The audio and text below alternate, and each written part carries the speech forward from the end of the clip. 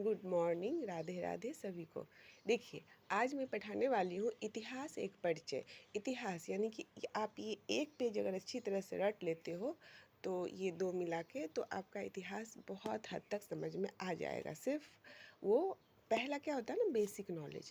तो इतिहास यानी हिस्ट्री, इसे क्या, इतिहास का मतलब क्या होता है? जब भी कोई भी घटना घटित होता है वो प्रेजेंट में, तो उसे हम करेंट अफेयर कहते हैं। यानी कि ये घटना अभी घटित है, लेकिन वही घटना जो बहुत पुराना हो जाता है तो उसे हम इतिहास कहते हैं। यानी बीता हुआ, इति मीन्स बीता हुआ, हास मीन्स किस्सा यानी कहानी, बीती हुई कहानी को हम इतिहास कहते हैं।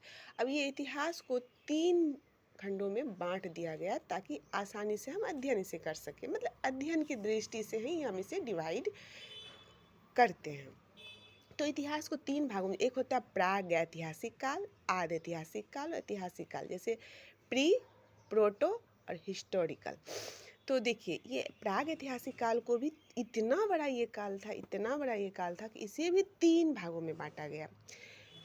ये जो होता है, ये 3 भागों में क्या बांटा गया कि पूरा पाषाण काल, मध्य पाषाण काल और नव पाषाण काल। पूरा पाषाण काल जो होता है ये अज्ञात काल, इसका कोई स्टार्टिंग पीरियड नहीं पता है, लेकिन 8000 ईसा, 8000 ईसा पूर्व तक चला।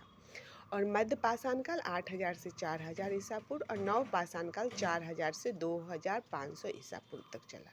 अब आया आदि ऐतिहासिक काल, ये 2500 ईसा पूर्व से 1500 ईसा पूर्व, जिसमें हम सिंधु घाटी सभ्यता जो भी आई है। देखिए, हर एग्जाम में इससे क्वेश्चन आता है, ऐसा हो नहीं सकता कि नहीं आएगा।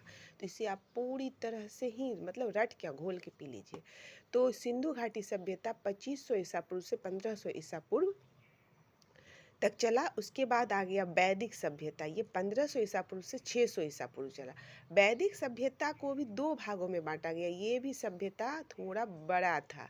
एक हो गया ऋग वैदिक काल, एक हो गया उत्तर वैदिक काल।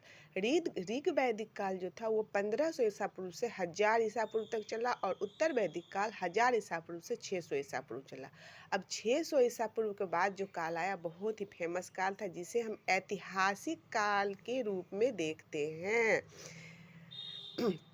अब इसमें आपको बहुत सारे डिवीजन देखिए ऐसे किया गया है, लेकिन ये आपको नेक्स्ट पढ़ाऊंगी, एक वीडियो में तो होगा नहीं, तो इसे मैं कल की वीडियो में समझाऊंगी। इतना सारा आज आप याद कर लीजिए, आपके लिए आसान होगा। इसको ये बेसिक है, मेरी विश्वास कीजिए, अगर इसे आप याद कर लेते हैं तो हिस्ट्री आपके लिए आसान हो जाएगा।